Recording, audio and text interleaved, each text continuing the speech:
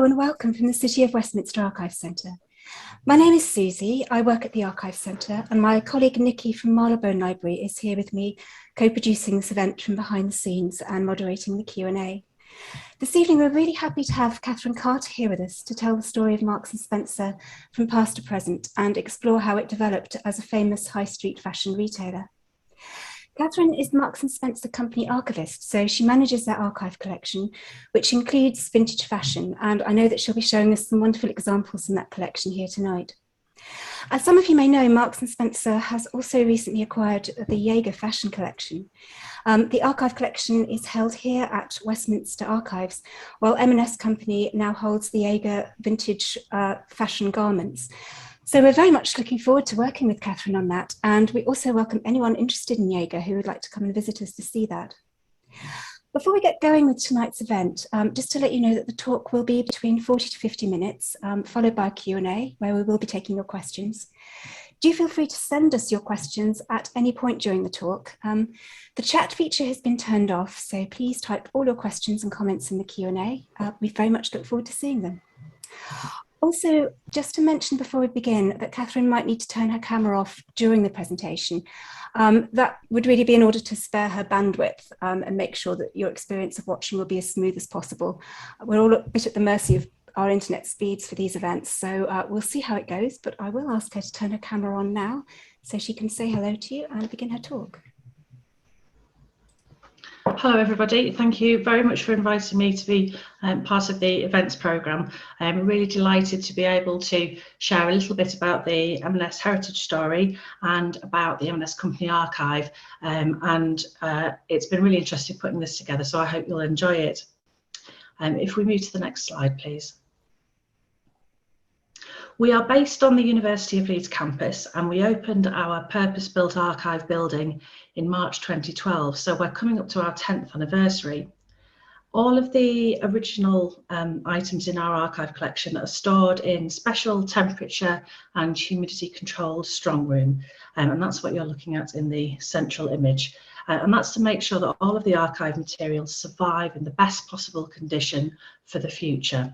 This is the one archive for M&S, which is obviously today a global business, but everything to do with our heritage all comes here. So if it's in the archive collection, we want to make sure it's going to be safe for as long as possible and available for people to use and enjoy and learn from for as long as possible. The packaging is really important for the garments in particular to protect them from dust and from light.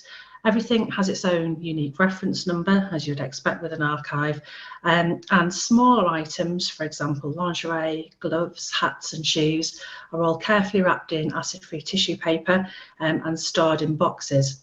So the strong room itself isn't exactly a feast for the eyes. You're just looking at lots and lots of protective bags and boxes. So we try to feature as many garments as we can at any time within our permanent exhibition, and the items on display change regularly for preservation to protect items from potential damage from light levels, but also so there's always something new and interesting for visitors to see. It's not just the clothing itself that can be a fantastic source for vintage inspiration. We also have lots of examples of original packaging for garments and thousands of marketing images. And in the majority of cases, we'll have marketing images for a particular item of clothing, but not necessarily the vintage garment itself. So the images are really important. In terms of garments, we've got just over 2,000 vintage garments in the collection. But if you think about how long M&S has been producing clothing and the sheer numbers of lines sold every season, you'll understand that that's just a very small selection of every item of clothing that we have ever produced. Now, in case you're more familiar with our Percy Pig suites than with the heritage of M&S, I'm going to show you a short film which covers our history since 1884 in only about 6.5 minutes. So we're going to go pretty fast through this before we focus in on fashion. So next slide, please.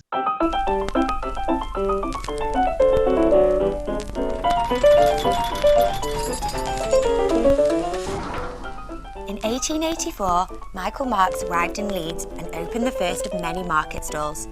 In 1894, we went into partnership with Tom Spencer, and Marks & Spencer was born.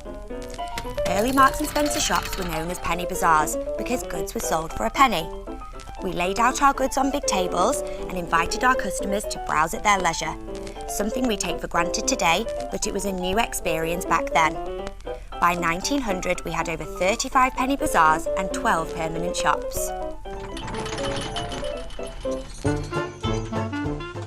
Improved living conditions and rising wages in the early 1900s meant our customers had more to spend and wanted a greater variety, so we expanded our ranges and opened new shops.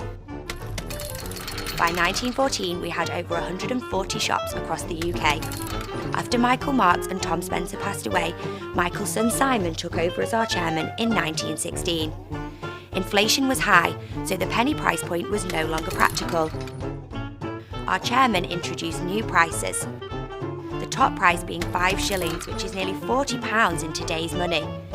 This was still affordable for our customers, but meant that we could offer a greater variety of quality products. During the interwar years, we concentrated on 2 key areas, clothing and food. The focus was affordable luxury rather than the household necessities of the early years. We started to sell ready-made clothes for the first time, including aprons, overalls, smart separates, glamorous party frocks, lingerie and even knitted swimwear. 1928 saw the introduction of the St. Michael trademark, named after the founder of the business. It soon became recognised as a guarantee of quality and appeared on our products for over 70 years. The 1930s was a period of huge expansion. New stores opened, old stores were expanded, and our customers could enjoy dining in our stores in our new cafe bars that serve popular dishes such as chops, fish and chips, followed by a treat at our ice cream counter.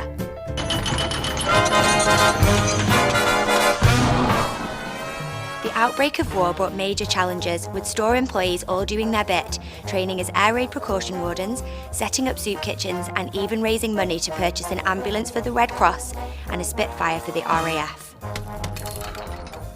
Wartime shortages brought rationing of food and clothing, and lots of our customers chose to spend their ration coupons in our stores.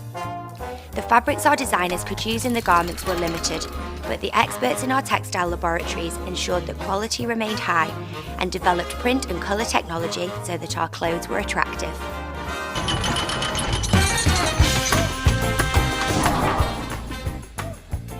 In the 1950s, people welcomed the end of shortages and rationing and the arrival of post-war glamour. We introduced fashionable new dresses onto the high street, inspired by Christian Dior's new look silhouette, and customers loved them. It was also a time to focus on convenience for our customers. We took the lessons we'd learnt in textile technology during the war and developed easy care, easy wear garments in synthetic fabrics with the aim of making the housewife's life easier.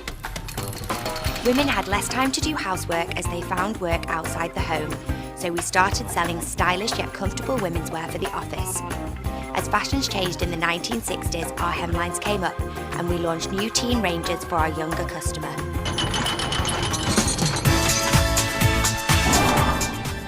In the 1970s, lifestyles were changing rapidly.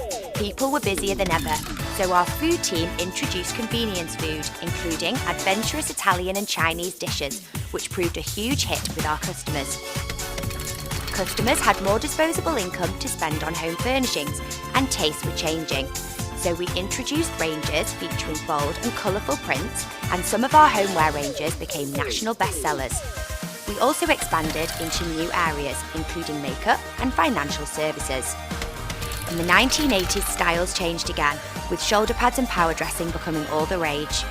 We started working with style icons such as Betty Jackson and Bruce Oldfield to develop our popular clothing ranges. We continued collaborations with famous designers in the 1990s. Then, in 2000, came the exciting launch of our sub-brands, including Autograph, Peruna and Blue Harbour, which quickly became high street favourites. In 2004 came our famous TV campaign, This is not just food, this is M&S food. Products like our melt-in-the-middle chocolate pudding flew off the shelves, and our Percy Pig sweets were a hit with adults and children alike. In 2007, we launched our plan to become the world's most sustainable retailer, known as Plan A. Since then, we have focused on new and innovative ways to ensure that M&S is ethical and environmentally friendly in everything we do. Today, we have over 700 UK stores and over 450 worldwide, and we employ more than 86,000 people. We've come a long way since Michael Marks' first Leeds market stall over 130 years ago, and we're looking forward to the next 130 years. We're really proud of M&S today, and we're proud of our rich heritage that inspires us to develop exciting new products alongside well-established favourites, while striving to become the world's most sustainable retailer, enhancing lives every day. Michael Marks would be really proud to see M&S today, and to see how his legacy continues into our future. What do you love about M&S?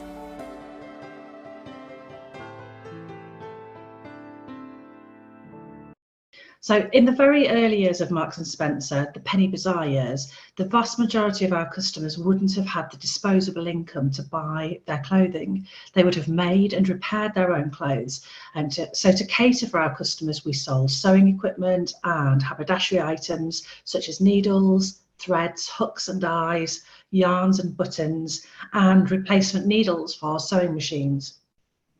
The image on the left is from the Marks & Spencer Grand Annual in 1909, which was an in-house publication containing adverts for products available in our shops. And it shows a lady's collar support, which was designed to be more comfortable and do away with the nasty red marks caused by the ordinary support.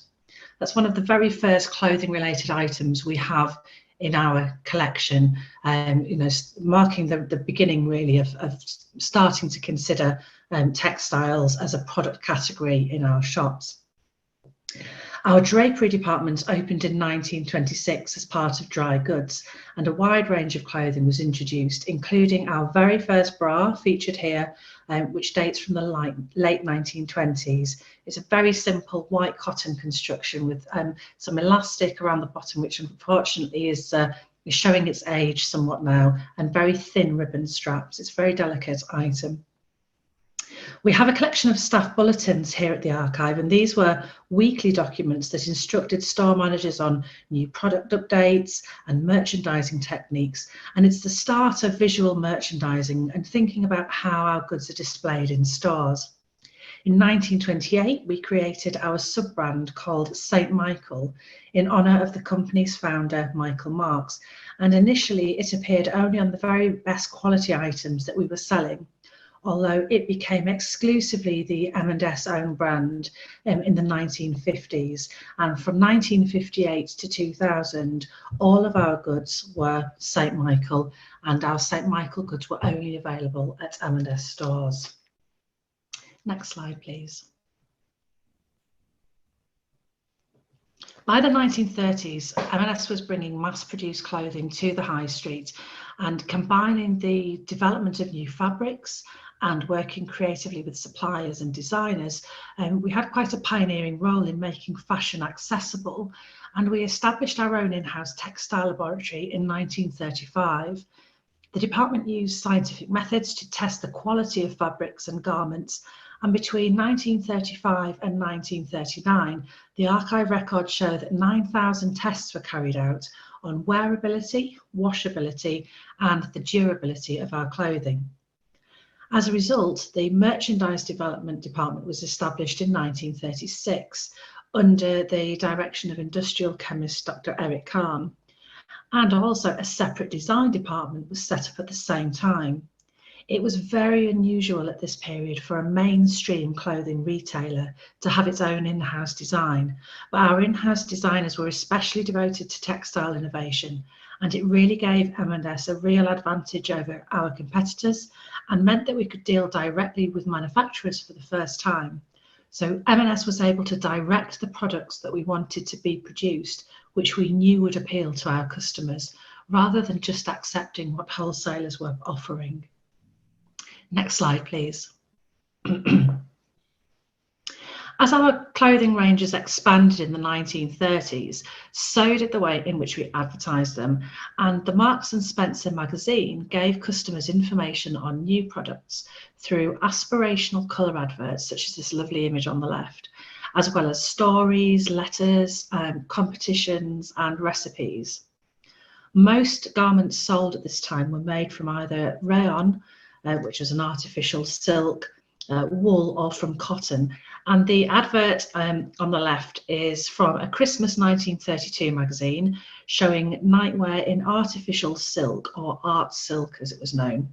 And this proved hugely popular with customers as the fabric created glamorous flowing garments like the nightwear featured here, but was much more practical than real silk and also more affordable and easier to care for. You may be surprised to know that we also sold knitting and sewing patterns so that our customers could keep up to date with the latest styles if they were creating their own clothing. And on the top right, you can see a pattern for a charming little sunsuit and matching cardigan. Although, as they're made from wool, I'm not convinced how comfortable or practical they would have been for swimming at the seaside. The increasing range of products for sale in the 1930s required new methods of display in our stores. So, for example, island counters began to appear rather than traditional wall counters. Right, next slide, please. Some of my personal favourite 1930s items in the archive collection are very much at the luxurious end of the scale. An absolutely beautiful woman's blouse with very detailed embroidery and pin-tuck detailing. And this flowing dressing gown featuring a Japanese-inspired design featuring a pagoda and beautiful florals. And this dressing gown was actually used as inspiration for a replica product in 2016, and I can completely see why. Next slide, please. Accessible and practical clothing became even more important during the Second World War. In June 1942, clothes rationing was introduced with a coupon system based on the amount of fabric required to manufacture different types of clothing. One of Marks and Spencer's clothing technologists worked with the government to devise specifications for utility clothing that were adopted by the government in 1942 in what became known as Utility Clothing Scheme. It was officially called Controlled Commodity 41, CC41. These included specifications to ensure that clothing was good quality and would last, which was hugely important to you as the customer as you were using up your precious coupon allocation. M&S technologists worked hard to design bright, attractive prints for our utility clothing to ensure that the garments were still attractive and appealing to customers despite the restrictions placed on the manufacturer. And the archive collection has some fantastic examples of this. On the left here, you're looking at a very bright, attractive Egyptian print with stylized hieroglyphics and pharaohs, and also an exciting circus print just to the right of that. And these both featured on overalls, a loose smock style blouse designed to be worn over clothes for light housework duties.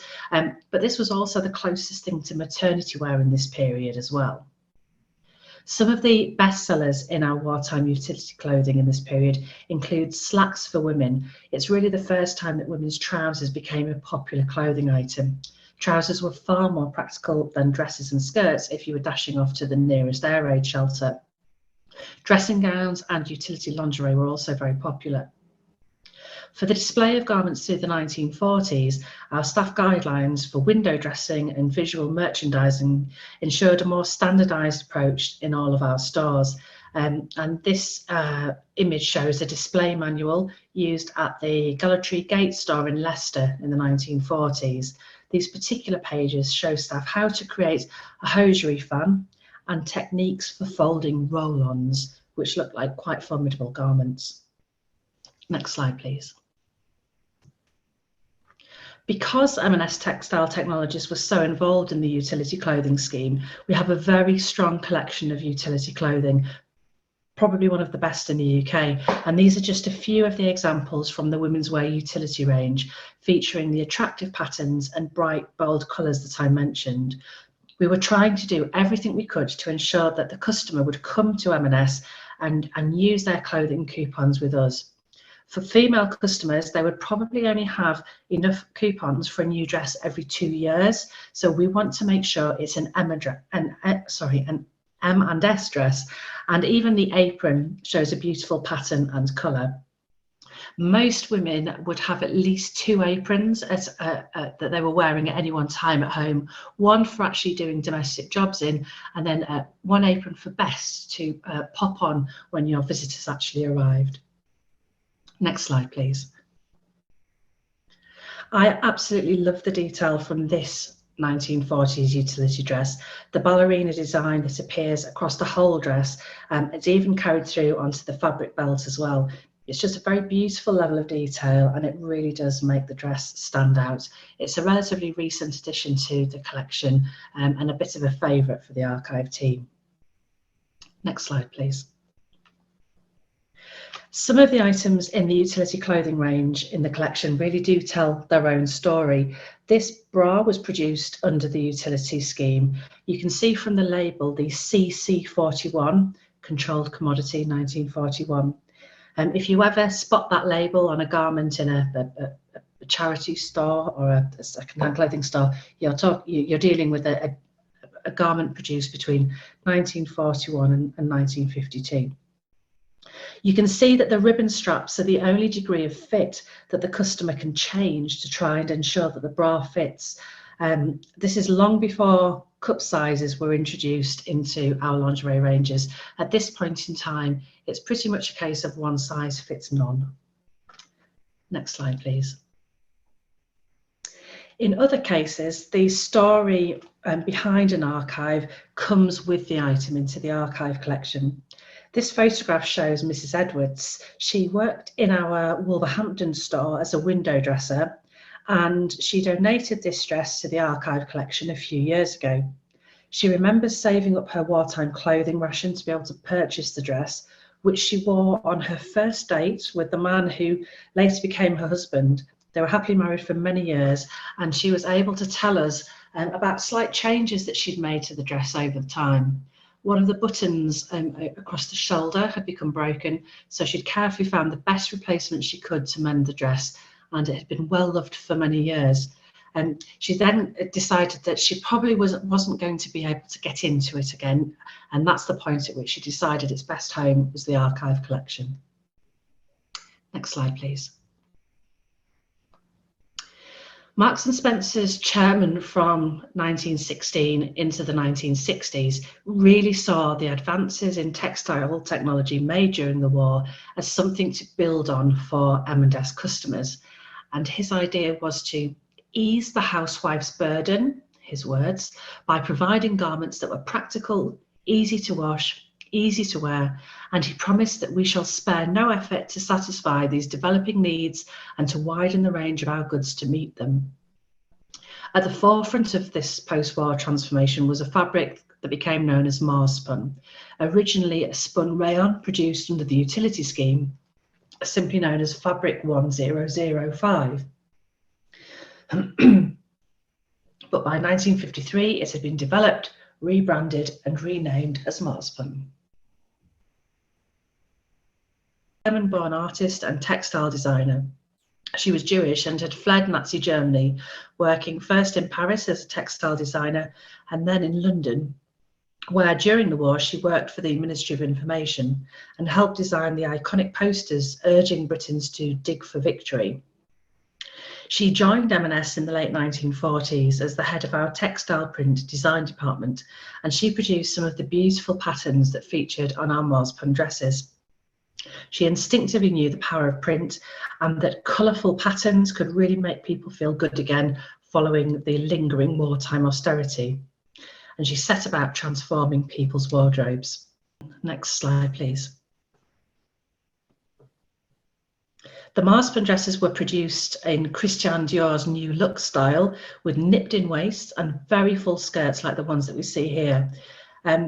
Basically the same design of dress was produced in 340 different variations. So the sleeve would be different, or the neckline would be different, and in 2,000 colour combinations, with the tagline, "Marspun makes sense." As nylon was no longer required for military use, it became more readily available for clothing, so we made men's shirts using blends of natural fibres with nylon, as well as women's blouses and underwear. In 1954, we were using terylene, which was an early form of polyester, for a wide variety of garments, and 1955 brought synthetic washable jersey onto our sales floors. Other new wonder fabrics of the 1950s included tricell and orlon, which has a similar appearance to cashmere, and agilon, which was used to make breathable, elasticated stockings.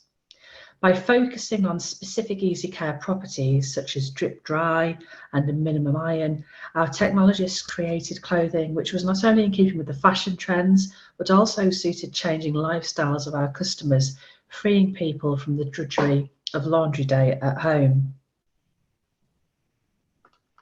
Next slide, please. So here we have just a few more examples of the 1950s dresses in the archive collection, featuring the classic new look silhouette, the nipped in waist, the full skirt, and we have a range of different patterns and prints available in this design. Next slide, please. And this 50s dress really just brings home that the wartime restrictions on the use of fabrics really had come to an end. It's a beautiful dress, beautifully gathered skirt, pin tucks down the front, an attractive wide collar, and I love the cuff detail on the elbow length sleeves as well. This is absolutely the style that you would see your favourite Hollywood film stars wearing at the time, and this was about M&S making the latest fashions available on the high street. Next slide, please. I mentioned the importance of accessories in the 1950s. So for any ladies, we would have always been wearing hats and gloves pretty much everywhere we went. These are just a few examples from the archive collection showing some of the hats our customers would have been able to buy, and the gloves that would have been a daily part of our outfits. Next slide, please. In the 1950s, our swimwear had very much evolved from knitted woolen swimsuits of the 1930s, and we have a couple of examples from the 30s in the archive collection. And the new swimwear was starting to make use of the new range of synthetic fabrics. The qualities of fabrics such as rayon and nylon were perfect for modern swimwear. Fashionable strapless suits were popular, and men didn't miss out. Swimming trunks with elasticated waists were very big sellers in the 1950s. Looking ahead to the 1960s, our adverts focused on the clothing ranges that we offered and drew attention to the newly developed wonder fabrics that they were made from, such as acrylan, terylene and nylon, and their easy care, easy wear properties. At a time when big musicals were very popular with customers at the cinema, our adverts reflected this, and many of our cinema adverts presented products with Hollywood musical styles, with singing and dancing, or scenes such as very glamorous cocktail parties, or sun-baked Mediterranean settings to create the backdrop for M&S's St. Michael fashions. So we're going to take a look at one of those cinema adverts, featuring a song about man-made wonder fabric terylene by an Ivor Novello award-winning composer, Paddy Roberts, which I guarantee you'll find yourself humming later on, for which I apologise. Next slide, please.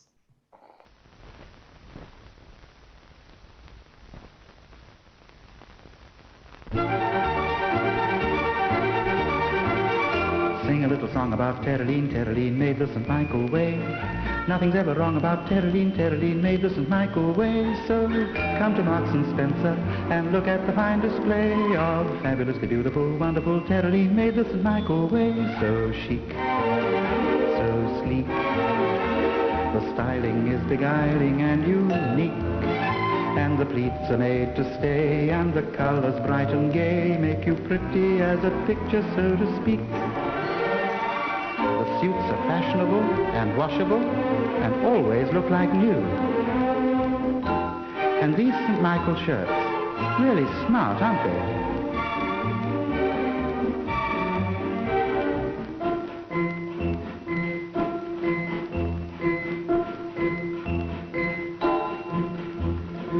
Slacks for girls, beautifully styled. And slacks for men, casual shirts too. Easy to take care of, easy on the eye, and oh so easy on the pocket.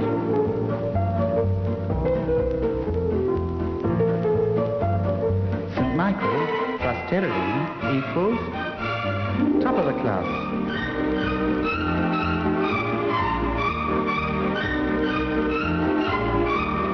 Terra-littledeen, terra-littledeen, terra-terra-terra-leen. Sing a little song about Terraline, Terraline made the St. Michael way. Nothing's ever wrong about Terraline, Terraline made the St. Michael way. So come to Marks and Spencer and look at the fine display of fabulously beautiful, wonderful Terraline made the St. Michael way. From Marks and Spencer.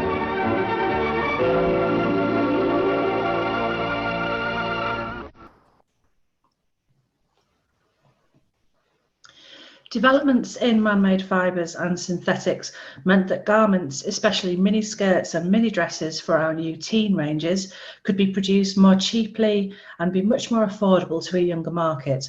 And as hemlines rose in the 1960s, we suddenly had to switch from our best-selling ranges of stockings to introducing tights, which were obviously much more suitable for wearing with a mini dress. Our tights became an instant bestseller, and the most popular colourway and hosiery in the 1960s was American tan, closely followed by bronze. In 1966, Twiggy made her first appearance modelling for us, and this image on the far right is from an M&S supplement. She's wearing a dress designed with a hemline well above the knee for the young go-ahead. Our mini dresses in our core range, aimed for our core customer rather than the teen customer, tended to have a slightly more modest hemline.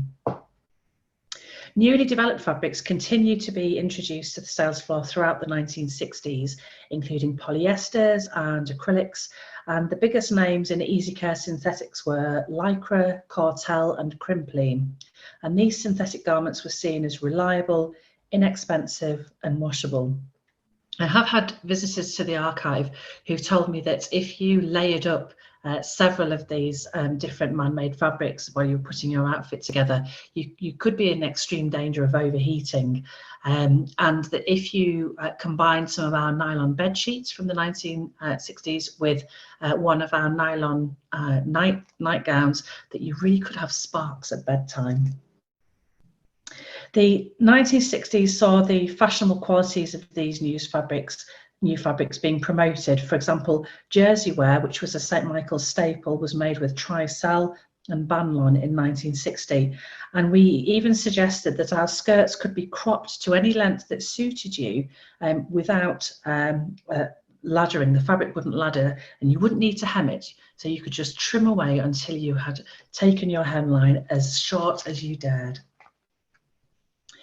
The clothing also, the clothing in our collection also reflects cultural changes. And in the 1960s, we began to cater for women in the workplace. Jersey dresses and suits provided a versatile outfit. And our magazines produced for colleagues report that many of our jersey outfits went from the office to lunch and so on to an evening's enjoyment with just a change of bag or shoe and perhaps the addition of a pretty hat. The colour coordinates trend of 1966 was made possible by our in-house colour council work with the research laboratory to standardise our colours. And that meant that garments in lamb's wool and botany wool, cortel and even nylon crochet stockings were all available in the same shades of red, green, gold and turquoise. Jersey wear was a best-selling range for several years at M&S. Each season we would introduce the same jersey separates in a new palette of colours. I'm going to show you another advert, which I hope will be a little bit less jumpy. It's a film from 1965 advertising M&S swimwear and summer holiday clothes and nightwear. And the advert features various scenes around a holiday town in fabrics that would pack well, stretch swimwear that will keep its shape, and women's nightwear with delicate trimmings. It was filmed in Portugal and won a prize at the International Advertising Film Festival in Cannes. I do hope you enjoy it. Any film buffs may notice that one of the blonde models is none other than Shirley Eaton, best known as the Bond girl who gets a glittering end in the movie Goldfinger. Next slide, please.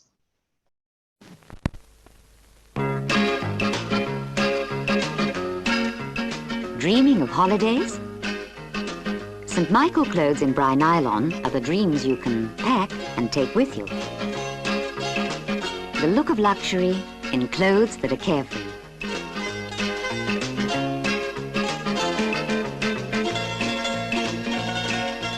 St. Michael stretch slacks and tops.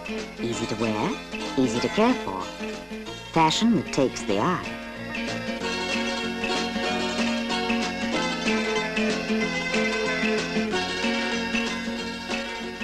Bry nylon stretch swimsuits that keep their shape and yours in perfect trim.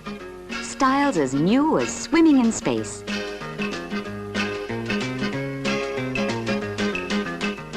The mellowness of old stone provides the perfect background for the gay colors of these trend-setting prints in Bry nylon chiffon.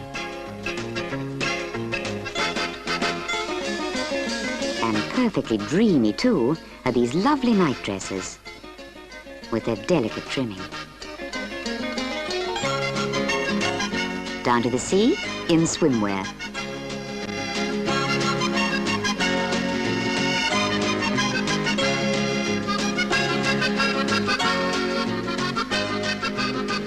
When the coast calls, you'll be up to the minute in St. Michael casuals in Bry nylon, or one of the exclusively designed swimsuits from Marks & Spencer.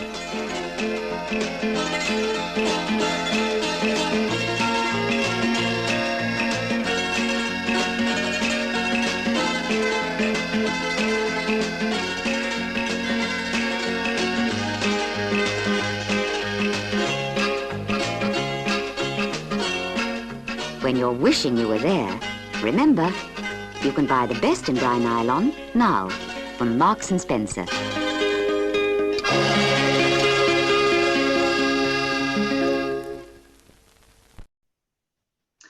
The M&S advertising budget didn't always stretch to an exotic overseas location. Some of our adverts featuring summer clothing are presented as being the Italian Riviera, and they're actually filmed on the southeast coast. Margaret Nash was a designer and embroiderer who worked for M&S in the 1960s and 1970s.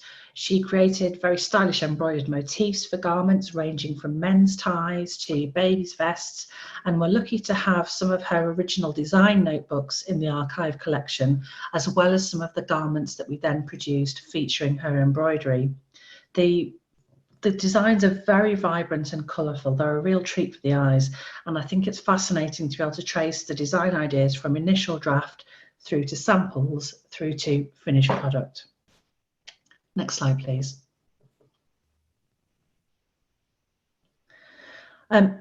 Just before we move on from the 60s, I really wanted to show some of the mini dresses that we have in the archive collection. Such a classic, iconic 1960s garment, but some of them were really very short indeed. Sometimes it's only from the product code on the garment label that we know that it was definitely categorized as a dress rather than a blouse. I direct you here to the culprits on the far right. But these were all mini dresses that we were selling in the period. Next slide, please. After the reign of the mini in the 1960s, hemlines lengthened and maxi dresses and midi skirts became the new fashion in the 1970s. St. Michael clothing followed the 70s trends of flares, wide kipper style ties and pointed shirt collars. Some of the images here show party wear ensembles that were very popular in the 70s. If you think Abigail's Party, possibly, or Margot in the Good Life, certainly some of those kaftan dresses I think would be spot on. We have velvet evening jackets for men, and the fabric innovation continued to be really important. In 1972, we developed a process to mass produce machine washable lamb's wool and Shetland wool. we discovered a way of adding a shrink-proof coating to wool, and our technologists worked quickly to adapt this technique and get it out of the laboratory and into large-scale production. We worked with chemists and the International Wool Secretariat to achieve this, and wool with this shrink-proof coating also had the benefits of being more hard-wearing and allowing brighter dyes to be used. It was also much more colour-fast. In the 70s, we started to display clothing in stores on mannequins for the first time, allowing customers to see items shown together as outfits on a human form, rather than as separate categories in separate areas of the store. It had been up until this point the norm to have all of the skirts in one section of the store, all of the blouses in another section, for example. 1972 saw one of the earliest uses of mannequins in the Marksman campaign, and you're looking at a mock-up from that campaign of the image on the right.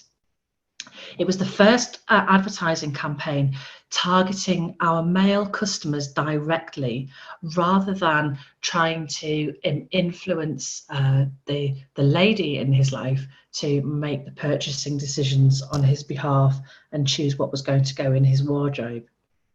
As well as a magazine advertising campaign, there was in-store visual merchandising, all with a focus on sports and outdoor pursuits and a little bit of a Bond-style adventure lifestyle. In the same year, we added suits to our menswear range. This is in 1972, and that was made possible through innovation in textile technology, which ensured the consistency of fabrics. So rather than having variation from one roll of fabric to another, and it meant that a customer could buy a jacket and trousers separately in the right sizes, knowing that the colour would be a perfect match.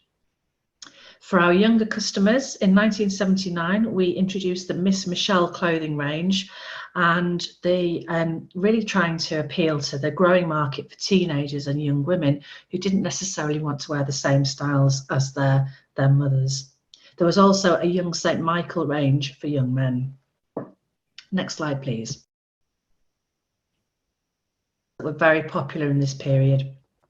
Loose flowing styles to the tiered peasant style maxi dress. We produced them in a wide range of prints and colour variations. Excuse me for a second.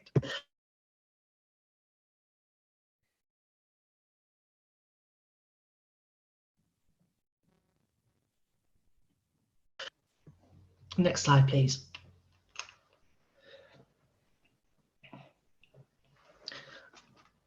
So finally, a look at men's fashion. Most of the men's clothing we have, sorry, won't be a second.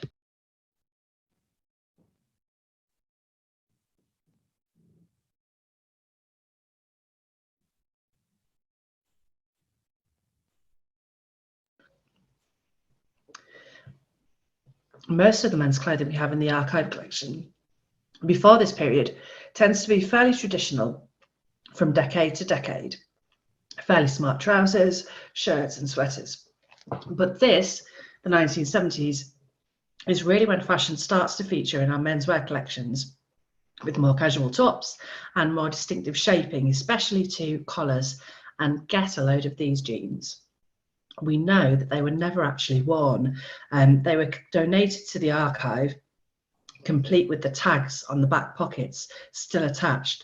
So we know that the customer purchased these bold jeans and then chickened out of actually wearing them. Like most fashion archive collections, we have far less menswear in the collection than women's wear. The theory is that there's far more likelihood for men to wear something out and then get rid of it, rather than to keep something at the back of the wardrobe in case it comes back in style. And that's partly the reason. Also the fact, I think, that the women's fashion does tend to vary much more distinctively from decade to decade. Next slide, please. Women's wear fashions in the 1980s underwent changes with a focus on more business style clothing, reflecting the trend for power dressing with sharp tailoring and large shoulder pads. We also created clothes in line with the new romantic trend, so frills and flounces and white cotton blouses, Our 1981 spring range was praised by the press, who said that our designers are in the mood to stay with the romantic look, so skirts are long and full beneath a nipped-in belted waist.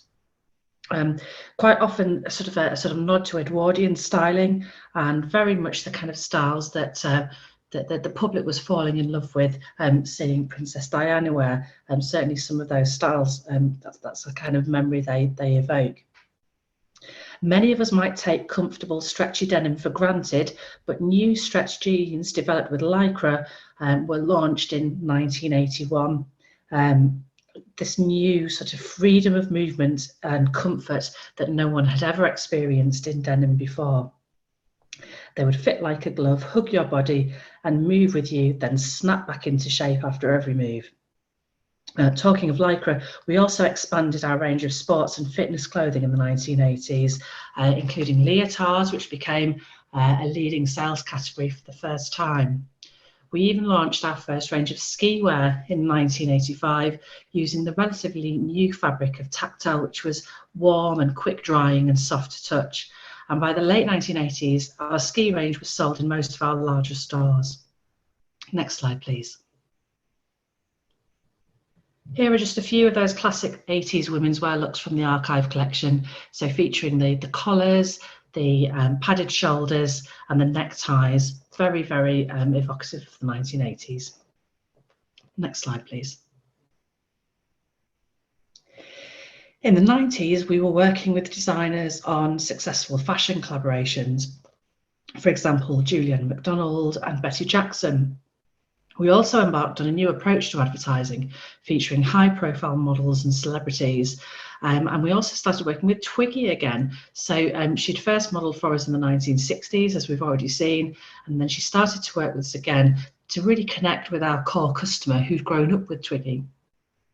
Key looks in the 90s were casual layered looks, and another innovation in this period was a Teflon coating on our clothing to act as a water repellent, and stain-resistant treatments, which became known as stormwear, which is still very popular in our clothing today. We also launched body sensor tights to keep you cool when it's hot and warm when it's cold outside. Next slide, please.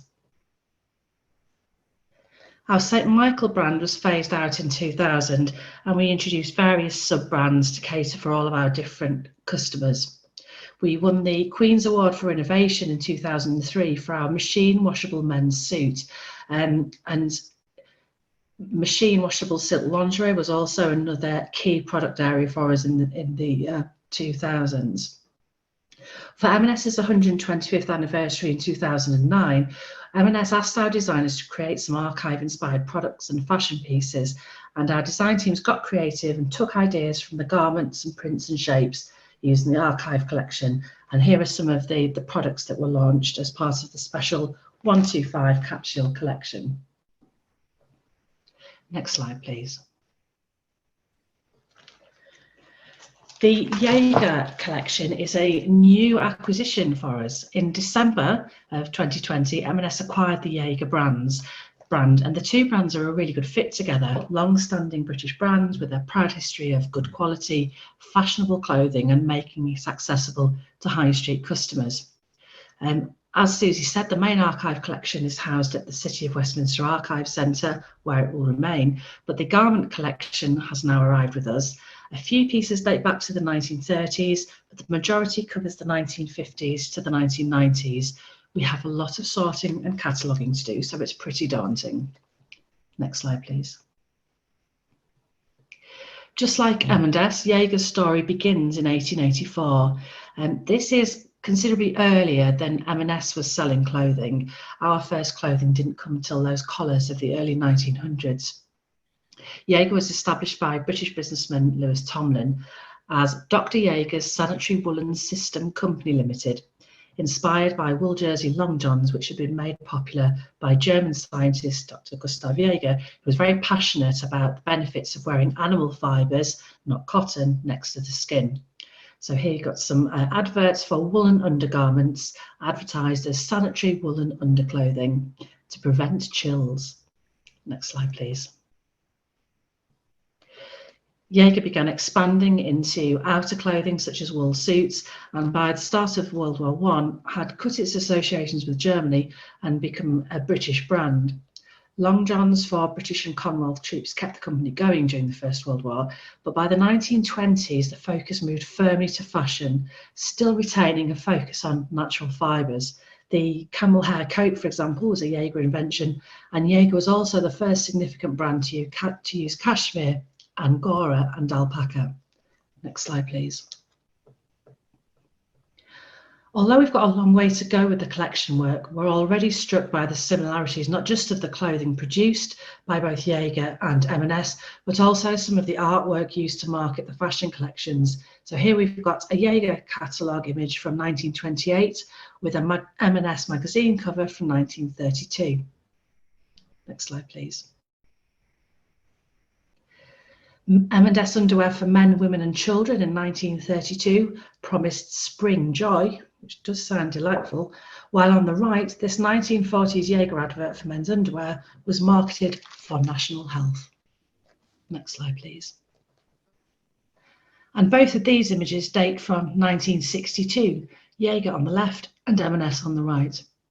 As I say, we're just at the early stages of our work with the garment collection from Jaeger, and we're really looking forward to sharing more of it over the coming months. Next slide, please. Following the success of vintage-inspired garments, our design teams use the archive more and more for retro and vintage inspiration, whether it's a direct replica of a product or taking a print or pattern and redesigning it. A few examples here include retro games, novelty gifts, a special edition biscuit tin produced to mark the 75th anniversary of VE Day, which features a Spitfire donated to the RAF during the Second World War by M&S employees.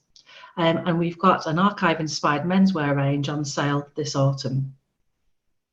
I'm just going to finish off now with a very short film showing an archive-inspired design collaboration with Alexa Chung from a few years ago to give you an idea of how the vintage fashion is used.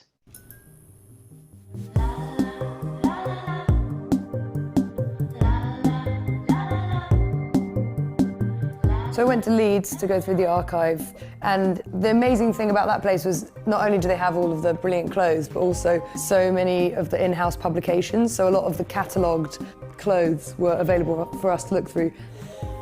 And this was actually based on a photograph as opposed to the actual garment.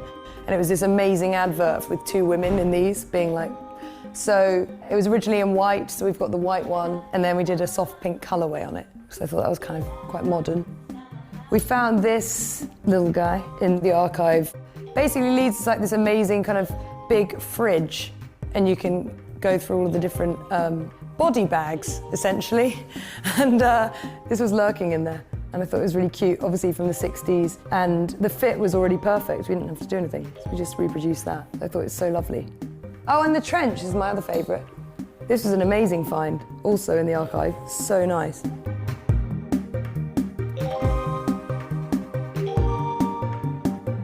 Pink vibes, this guy, which is amazing and very toasty. I just thought this would be nice in the summer in Britain when you're at a festival. Not exclusive to that environment, but I just thought, even though it's knitwear, it can work in the summer because England's always cold.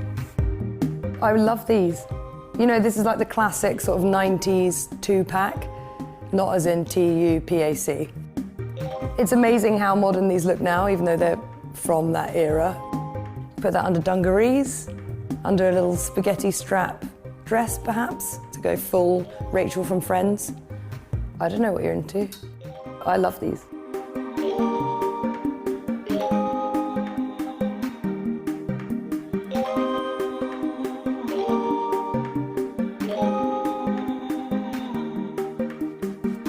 I just found the future of Marks and Spencer's in the past.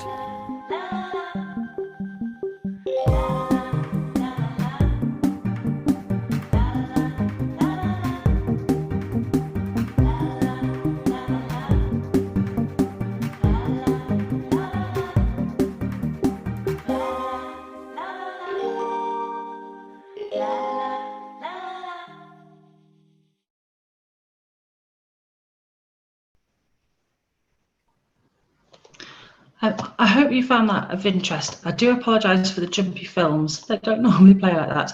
And for my croaky voice and coughing. We've powered through, we've got there. Here are the contact details. If there's anything really detailed that you'd like to get in touch about, we'd love to hear from you. But I obviously am available for any questions that you may have now as well. But thank you for listening, and I hope that's been of interest. Oh, Katharine, thank you so much. That was such a spectacular presentation, really, really interesting. And yes, I apologise again for the jumpiness of the films, but they were still fantastic to watch. And thank you so much for persevering despite the cough. The Q&A is now open. So to remind you all, if you want to put a question in the Q&A, if you just, there's a little Q&A icon, if you just hover your mouse near the bottom of your screen. So do put more questions in the Q&A. We've got quite a few that are waiting already.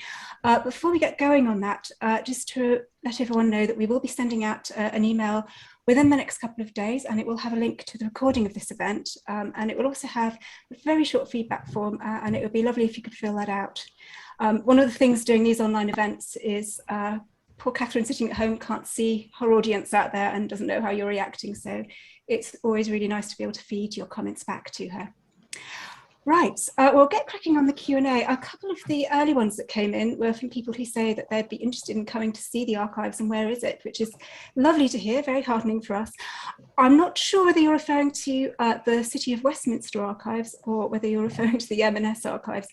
I will be sending out some details about how to visit City of Westminster archives when I send the email out in the next couple of days. But I will. But that's the first question for Katharine. Katharine, if anyone wants to come and see your archives at Leeds, is that possible, and what would they need to do?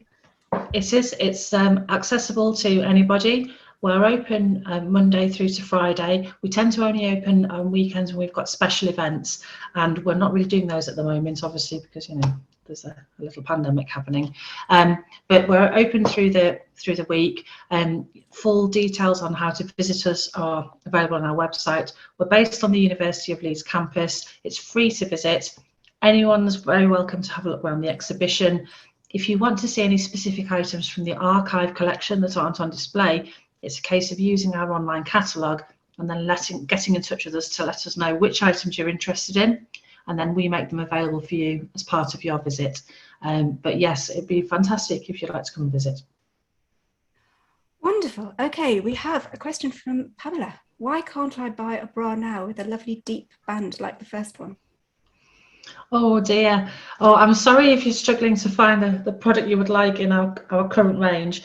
I think I know that the head of lingerie design at M&S does pride herself on the fact that the vast range of bras available at M&S hopefully caters for everybody. And sometimes we do take inspiration from some of the vintage styles. So one of our best sellers in the 1970s was a lace bra, which was actually introduced just a couple of years ago as part of the 90th anniversary of M&S Lingerie. So be patient, and you never know, that deep band style may end up in our product lines again soon. Fingers crossed for you. All right, that's something to look forward to. We've got a question from Katie, and it's one that occurred to me as well. She says, I think that nightwear would sell out today. I remember there was an early slide which had a very glamorous ensemble of women wearing very beautiful night dresses. Is nightwear one of the things that you might be bringing back from the vintage days? It is sometimes, although it is fair to say that nightwear has changed a lot. So if you were to compare a pair of pyjamas from the 1940s, for example, with a pair of pyjamas now, you would be really struck by the thickness of the fabric of the 1940s garments. And it's because the majority of our customers didn't have central heating at that time and really wanted that extra thickness and warmth. Whereas some of the very glamorous negligee style nightgowns of the 50s, 60s and 1970s, they do look spectacular, but the static that some of those fabrics give off is really unpleasant. I think if we were going to bring them back now, it would probably be in quite a different fabric. I think what we expect as customers from man-made fabrics has changed quite a lot. So the lingerie and sleepwear design teams do look at the vintage items quite a lot. So again, it is still possible that there will be vintage inspired nightwear coming to stores soon. I'm not allowed to disclose any secrets, though, about upcoming ranges until they're made public. Sorry. Okay, we've got an anonymous question. Is artificial silk the same as polyester? That's slightly more technical than I can answer off the top of my head. I think it is, except I think the difference is the level of sheen on it. There must be something that's a little bit different, because the art silk has a very high level of sheen, which isn't always the case with polyester. So you might, if you want to get in touch with me by email about that, I'll try and find out the exact answer for you. My feeling is they must be very similar, but not identical. Okay, we've got a question from Michelle. Is marspun still used today? It isn't, and it's one of those fabrics that is fantastic in the archive collection because it is practically indestructible. The colours have remained very, very vibrant. It always looks fantastic when it's on display, but it feels quite uncomfortable. I think customers today wouldn't actually accept that. So it's not something that is still used now. The feel of it against the skin, it's one of those fabrics that you would feel that you were, going to get very clammy in. So it looks fantastic in the archive collection, but we've moved on to much more advanced generations of man-made fabrics since then. Right, we've got a question from Tony Betts, who says, it is obvious that M&S have been very forward-thinking and developed many new markets. Do you have any explanation as to why the company appears to have lost its direction? I think in terms of the sort of changes happening in Marks and Spencer's recently, it's very much a focus on the use of technology. I think the business recognises that perhaps we haven't moved, we didn't necessarily move as quickly as we needed to on understanding the way that customers want to shop our products. And so now there's a real focus on a digital first strategy to make it easier for customers to shop our products in the way that they want to. So I think it's partly about how customers shop their favourite brands. And I think in terms of the sort of styles and fashions, I think it's always quite difficult for a big brand like M&S to get the balance right between sort of basically trying to offer something for practically, for everybody, while still having sort of getting the balance of sort of fashion and sort of the latest style right. And it's something that our design teams have really worked hard on in the last couple of years, and feel that is definitely something there that we're getting better at. And sort of sales, sort of the way that customers are responding to the fashion ranges now, that definitely seems to be the case. You seem to have brought back quite a lot of nostalgia. We've got some lovely comments from people.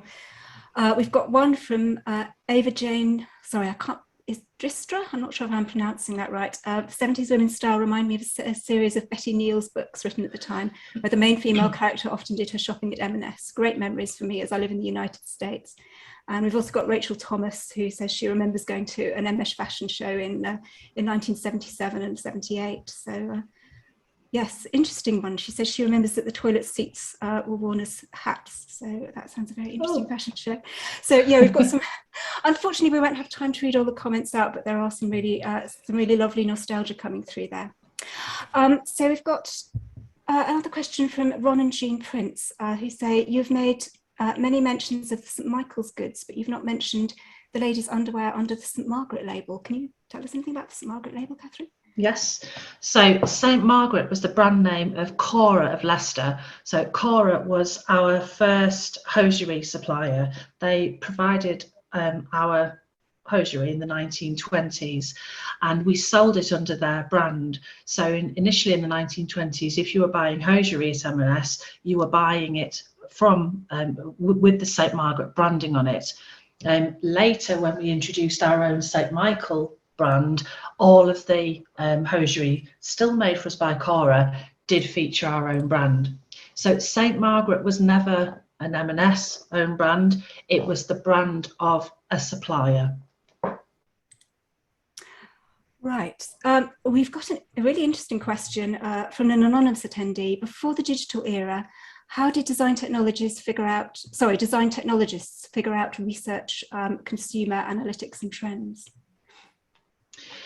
One of the biggest ways was through our workforce. So with a network of stores right across the UK and quite large teams of colleagues working in those stores and in our head office departments, quite often we used our colleagues as a fantastic source of information and feedback on products. Sometimes it was very, very literal. It was, for example, surveys where thousands of our colleagues had their measurements taken. For example, lots of our male colleagues all had their legs and feet measured so that we could perfect the sizing of our men's socks. We also did something similar in the 1950s with female colleagues to get the sizing right for women's stockings. So sometimes it was about fit and using our colleagues in that way.